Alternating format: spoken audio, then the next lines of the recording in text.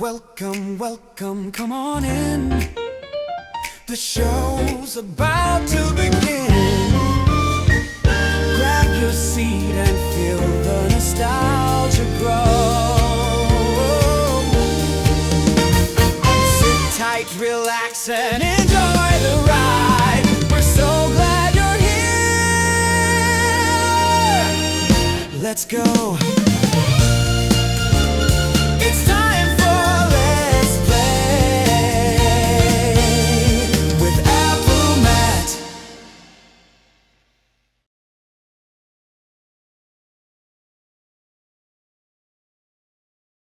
Dentists in the Old West, like Doc Holliday, would advertise their services with a tooth-shaped sign like this. Most folks couldn't read, but everyone knew what the sign meant. Dentists advertised their work as painless, but of course it was anything but. Pulling a tooth usually involved getting the patient drunk as a skunk, and there was many a dentist who joined their patients in the drinking.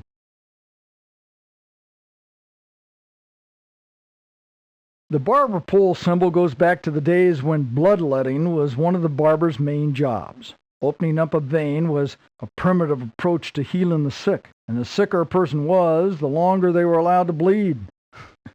The weakness a person felt after bleeding was taken for a sign that they were getting well. The pole's two spiraling ribbons represented the two long linen bandages that were wrapped around the patient's arm, one before bleeding them and the other afterwards.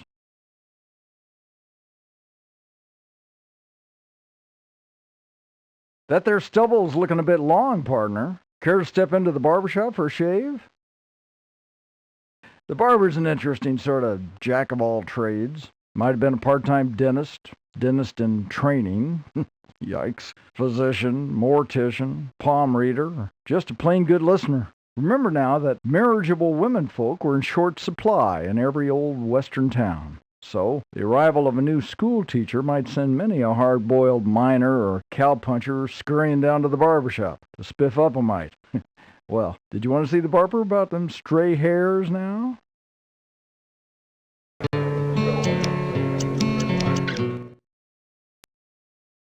Beards became fashionable in the West long before the rest of the country.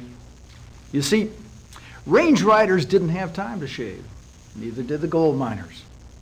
And they quickly discovered that a few whiskers protected their tender hide against sunburn and frostbite. Plus, who were they going to slick up for anyway? Their horses and their mules?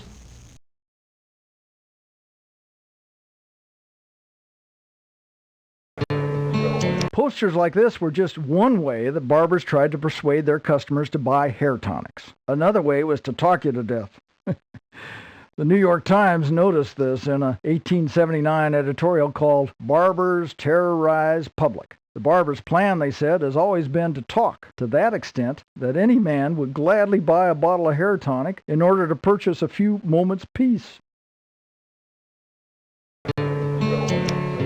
Besides hair tonics, barbershops sold perfumes like this here cologne. Both products were mostly made up of alcohol, which made the cowboys smell mighty fine.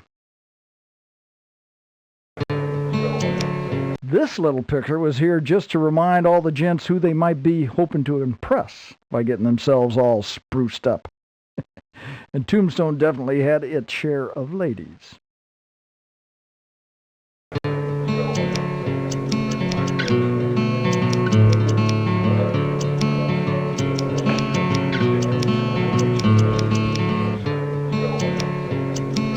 To keep you from getting impatient between the time you hung up your hat hair and the time you got your hair cut, some barbers would hand out free cigars, or even free mugs of beer. Made the time go by a bunch faster.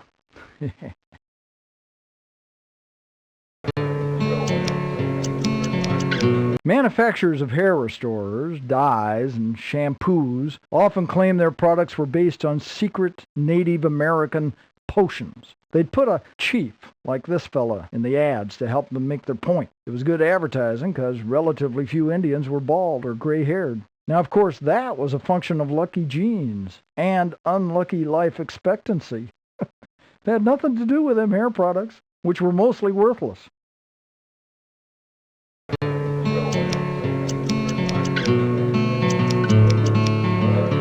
Barbershops weren't open around the clock, but old Wyatt's favorite barber might well have been open for business 12 hours a day, plus early Sunday morning before church. He had to be. Fellows would come in 3 or 4 days a week for a shave and to jawbone with their pals. One of the things atop this cabinet is a ceramic whiskey jug. In a frontier town's early days, barbershops and saloons were somewhat interchangeable. The saloon would usually be the first public building in town, and the barbershop would start out as a little curtained-off corner inside. Later, even after the barber got his own storefront, he might still serve whiskey as a sideline. This cabinet held a bunch of stuff, including shaving soap. Williams Shaving Soap was advertised as stimulating the pores of your skin. But around the time old Wyatt's whiskers started turning gray, folks discovered that this wasn't necessarily such a great idea. You see, barbers were using the same razor for all their customers. So once your pores were opened up, the last fellow's germs could hop right in.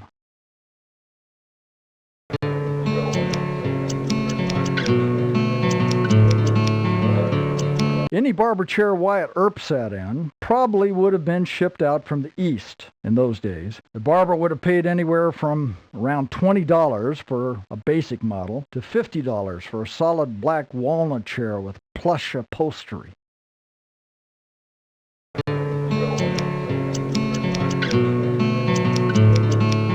Each of these shaving mugs belonged to one of the barber's customers. Having a real spiffy mug on display here was considered a sign of status. And having a whole bunch of spiffy mugs sitting here was considered a real sign of status for the barber.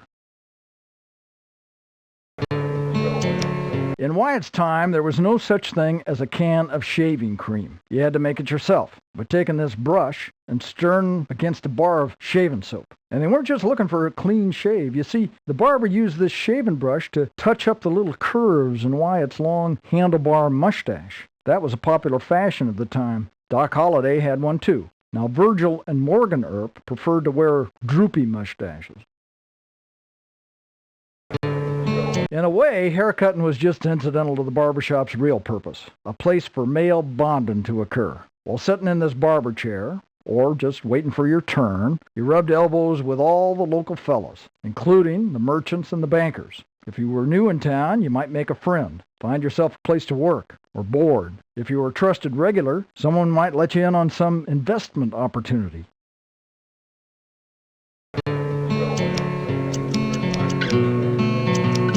For your quarter, you could pick your style of haircut. And men of Wyatt's generation had some odd tastes. Some actually asked the barber to shave their foreheads because they thought it made them look more intelligent. Wyatt's friend John Clum, on the other hand, didn't have to pay to look like an egghead. He was going prematurely bald. Before he settled in as mayor of Tombstone, when he was a federal Indian agent, the local Apache called him Boss with the White Forehead. The straight razors of Wyatt Earp's shaving days took real skill to use. They were powerful sharp. In fact, this was a skill that few men wanted to master. Instead, they just pay a barber to shave them all pretty without cutting them up. For that service, 15 cents was considered a bargain.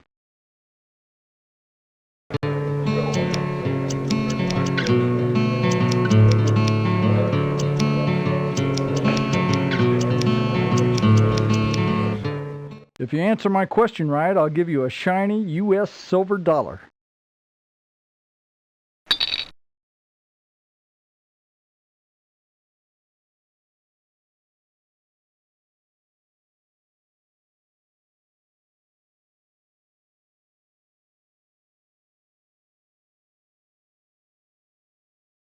Welcome to the Express Office. Back in the 1860s, the stagecoach was a frontier town's main connection to the rest of the world. Even after the Transcontinental Railroad was completed in 1869, stage lines still carried people, mail, and gold back and forth from a town to the nearest train station. Since stagecoaches were vulnerable out on the trail, highway robbery was a right popular pastime. While Wyatt Earp was deputy marshal of Tombstone, he rode shotgun on the Wells Fargo stages to protect them. It's said that no stage was ever robbed while Wyatt was on board. But of course it was also said by folks like the Clantons that Wyatt planned the robberies of a few stages that he wasn't riding. Look around this office and at the stagecoach out on the street to learn more about the Stage Express.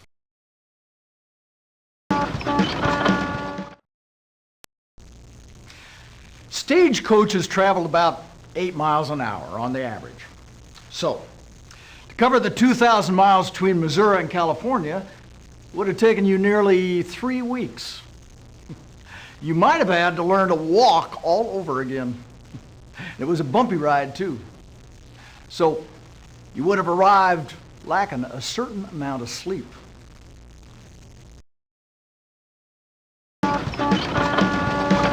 During violent labor troubles in the Southwest, Wells Fargo hired Wyatt Earp to guard one of their freight trains carrying several $100,000. The fact that Wyatt was guarding the shipment was widely published, and the pay train went through without a scratch.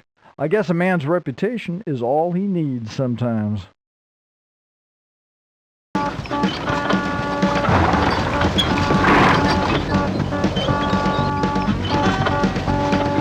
Yuma, Arizona had its origins as an army post on the banks of the Colorado River called Fort Yuma. Back in the 1850s, the U.S. Army was nervous about the Mormons declaring independence from the Union. Looking for an easier way to supply their new military post, Fort Yuma, the government established a riverboat service on the Colorado River. They had an iron-hulled steamer built in Philadelphia, shipped it to San Francisco, and on to the mouth of the Colorado. This was the beginnings of the Colorado Steam Navigation Company, which supplied towns along the river in Arizona for the next 50 years.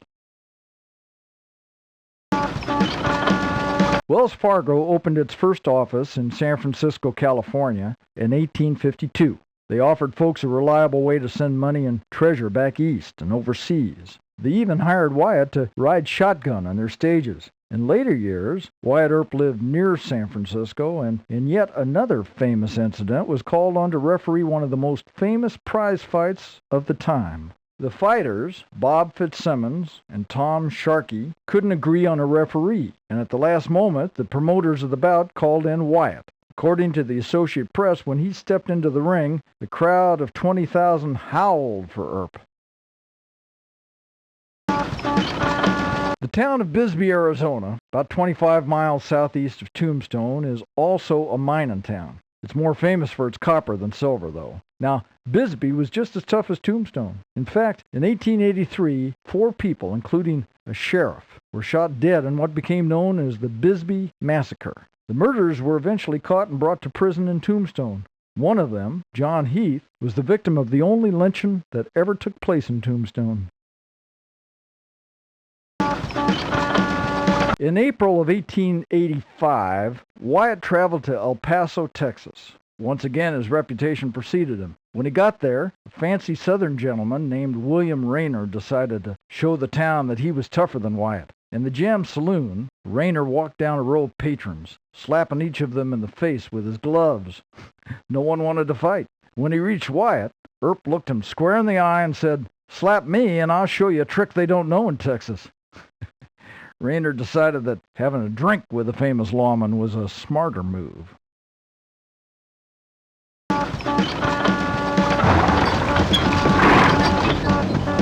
Step right up, partner. Where you want to go? Tucson? El Paso? Stagecoaches were the primary means of getting from town to town in the Old West. But let me tell you, it wasn't easy traveling. It took 15 days and cost $300 to go from Omaha, Nebraska to Sacramento, California. The trips were so tough, people went insane. One fellow jumped off the stage in southern Arizona and ran off into the desert, never to be seen again.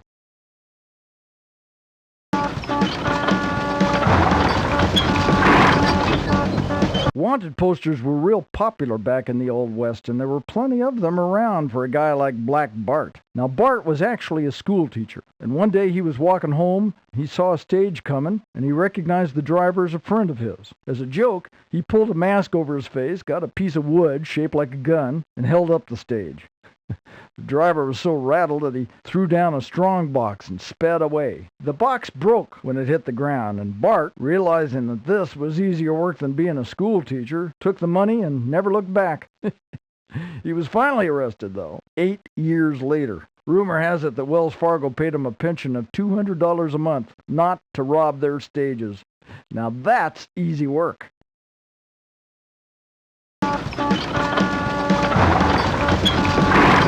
Yes, sirree, Arizona territory.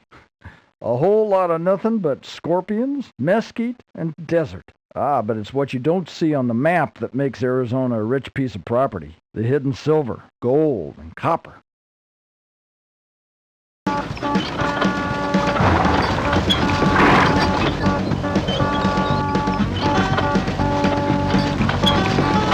The job of an express office agent is never done, just like the job of Marshal Wyatt Earp. An agent would buy gold dust, forward and receive packages of every kind, fill out drafts for checks to be drawn on banks back east. They arrived early, and most days stayed past 10 at night.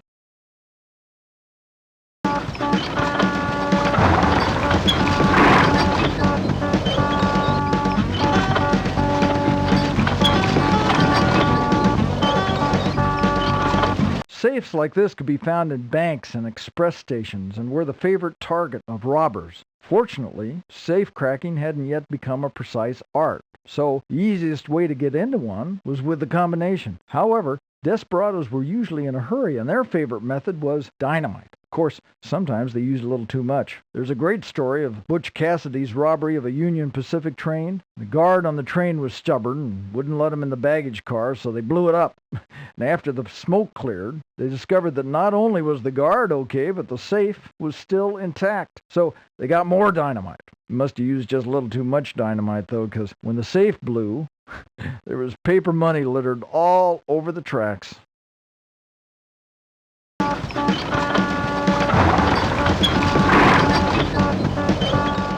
Partner, a silver dollar is yours, if you can answer my question right.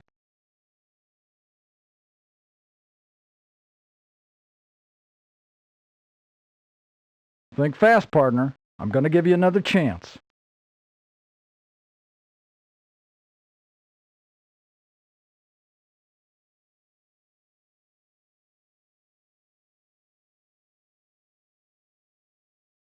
Now here's the post office. Or if you were one of the unlucky gunslingers who ended up on the wrong side of Wyatt Earp's 45, the dead letter office.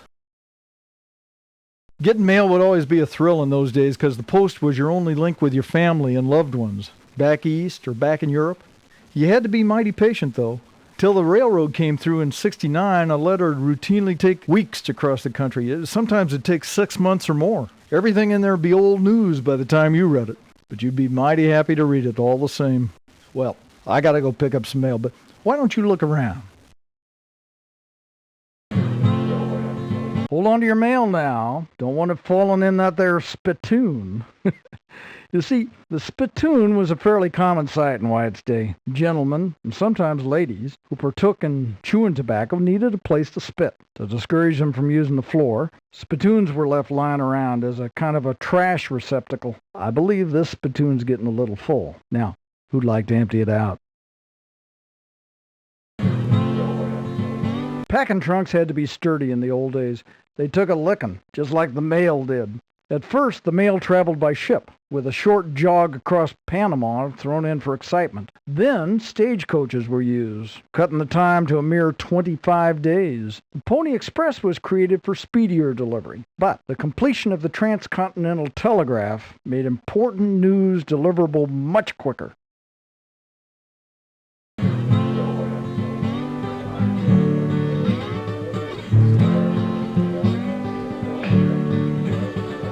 If you had a business to trumpet or an outlaw to catch, you could go down to the newspaper office and get a notice printed up. Posters of all kinds were pasted up around town.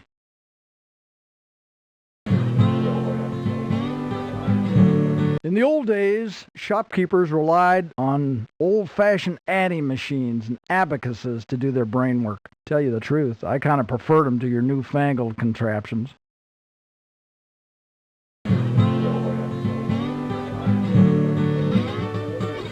Many a miner sent a portion of his earnings back home, wherever that was. To protect these valuables going through the mail, the post office started registering parcels for a small fee, recording each transaction by hand in ledger.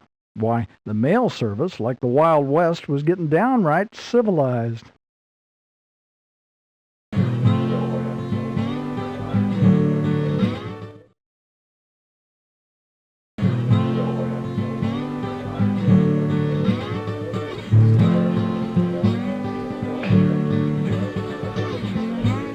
Back in Wyatt Earp's day, a letter was carefully composed and thoughtfully written long before it ever reached its final mail slot destination. In fact, historians have learned a lot about what the West was really like from studying those old letters and journals.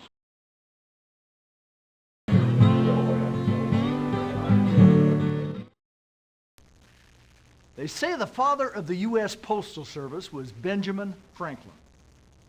That fellow did so many things he could make you feel downright lazy, couldn't he? For his efforts, he was rewarded by being the first person on a 5-cent stamp. The 10-cent stamp honor went to George Washington. Which one will you be wanting today?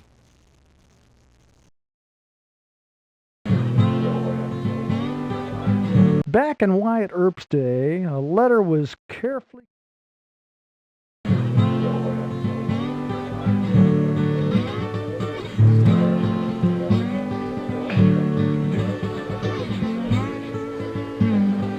The old-time postage rates were based on the distance the letter had to go, its weight, and even the number of pages. Imagine having to consult with this here wall map in order to know how much to charge. The men who worked out there in the mining camps usually came from another state, or even another country. They were far from home and often lonely.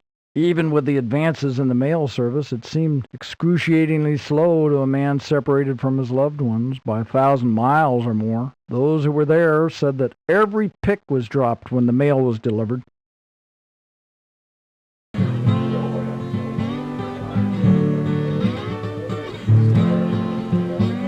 One of the West's most colorful outlaws was Black Bart. Legend has it that he began as a mild-mannered schoolmaster from New York. Around 1875, he moved to California and found himself as Black Bart, the masked stagecoach bandit. Even so, this man never lost his dignity. He never shot anyone. His shotgun wasn't even loaded. And after emptying a treasure box, he'd leave behind a scrap of verse signed Black Bart the Poet.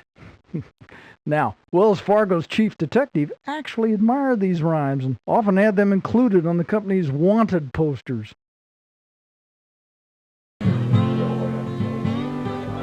Hold on to your mail now. Don't want it falling in that there spittoon. You see, the spittoon was a fairly common sight in White. In the old days, shopkeepers relied.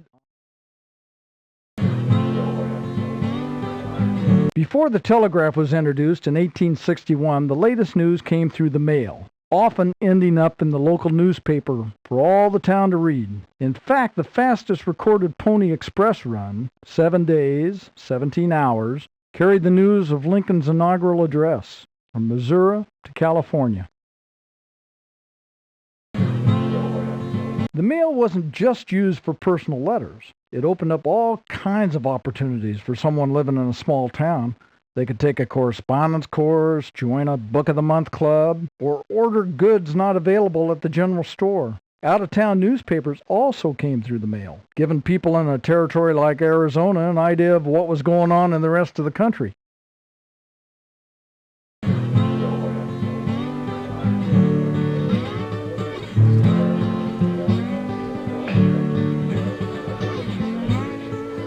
Now, Wyatt was a man of few words. He didn't do a lot of talking, and he didn't do a lot of letter writing. But he did, on occasion, receive an interesting message. Some folks say that the mayor of Dodge, one George Hoover, sent a telegram to Wyatt during his stint as a lawman in Wichita. The note said, "You cleaned up Wichita, come on over and clean up Dodge." Of course, like other parts of the Earp legend, no one really knows what's true and what was invented by the folks in Hollywood.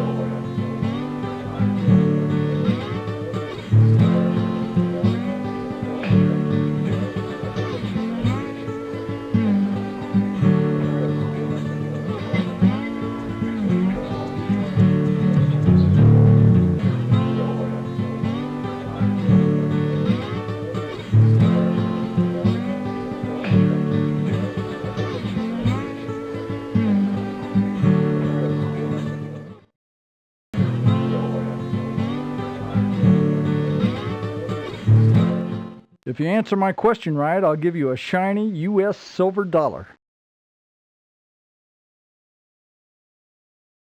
You had better get back inside and take a good look around.